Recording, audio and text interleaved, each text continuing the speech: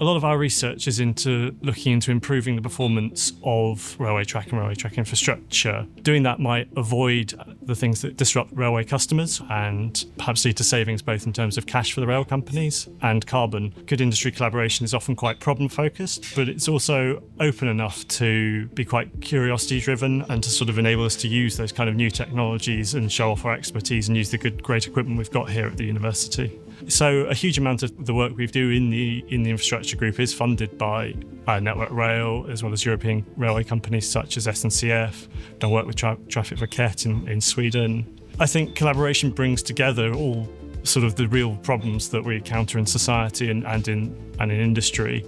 It kind of lets you bring together different ideas, different ways of thinking, different technologies, all in a way that can actually sort of solve the problems we encounter in infrastructure engineering. And there's such a lot of kind of complementary expertise across the university, and you feel very fortunate you can sort of have almost instant access to people who are innovating and experts in things you can really use in your work. I don't really think there's anywhere quite like it.